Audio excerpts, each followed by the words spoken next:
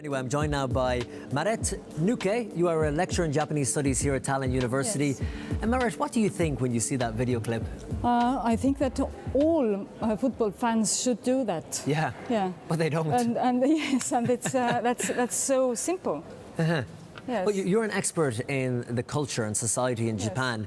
So why is it the Japanese people feel compelled to do that, whereas we don't in many other parts of the world? First thing, I think that they have over 50 years of traditional culture already. So there's maybe 2 or 3 generations of people already who have grown up with this mindset, I would say. And where does that mindset come from? I mean, is it the politeness? Is it a cleanliness thing? And why isn't it in other cultures where they have long ancestry as well? You might think of many things, but I think that one reason could be that Japanese have their original religion, Shinto, and there is a concept of ritual pollution. Oh. So you have constantly to clean yourself, your mind, your soul, and of course body and environment okay. also. So this could have religious roots. Yes, That's I think so. fascinating, yeah. Because in their homes they have certain areas like toilet which have these famous extra slippers, you know. Yes. You probably have heard this slippers mania. I was in Tokyo last year and I remember that going in saying, what's this for? Because this very room is thought of being very much polluted. Yeah. So you have to use these extra slippers not to take it to your living other rooms. Yeah. And even the toilets they use. I was in South Korea last week too, and similar in many ways the culture, but the toilets have all these buttons on it where they have different mechanisms and sprays and that we don't use in Ireland or the UK or. That's another thing. That's another thing altogether. Yes. That's another interview topic. It's related to Japanese huge love of robotics and techniques, and it goes back to 19th century. Wow. So. Okay, and that's why they're world leaders in that industry as well. Now, I want to talk to you about some of the misconceptions because you do get especially watching videos like that, you think that they are a very clean people, full stop, with no exceptions. But there are exceptions, and a lot of them in Japan. Yes, there are exceptions. Why they have this kind of fines for illegal dumping, and these fines are really really huge. If you think that for illegal dumping you could have a bill that is 100 million yens, which is 1 million euros approximately. 1 million euros? Yes. If you're found dumping illegally? Yes. Wow. Yes.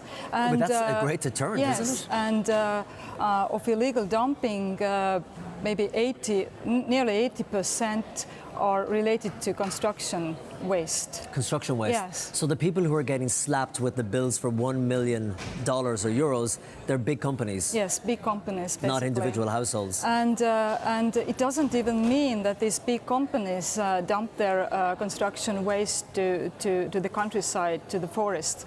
But they may even use some legal companies, but these legal companies may have connections with Japanese mafia, and they just take money and.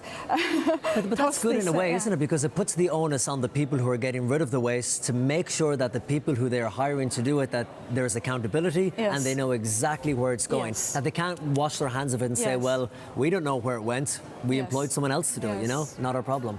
So that's fascinating. Their beaches. Talk to me about their beaches. The beaches, if you go to Okinawa, where many tourists go, and also Japanese tourists go, there you find fine, very clean beaches, because there is an American beach culture there.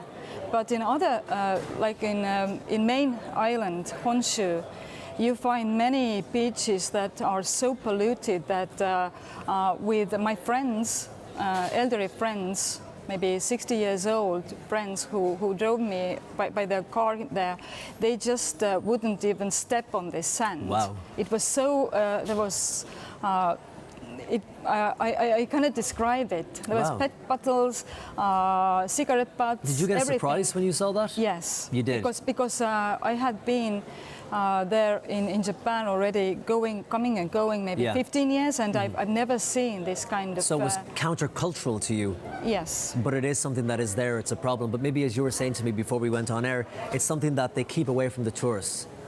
No, tourists don't go to these places. Because of simply. that? No, they don't know. These are not the places where tourists go. Outside of tourist routes, you could say. But if it was a tourist attraction, you'd probably be sure they'd clean it up Yes, because they'd be yes, of embarrassed course, about it. of So course. they just keep it out of mind. But the very famous tourist spot in Japan, Mount Fuji, all tourists go climbing from 5th level up to Okay. 10th level, and this is quite clean. Okay. Quite clean. I see. But below you have forests, and this is A different story. Yeah, full of garbage. A different story.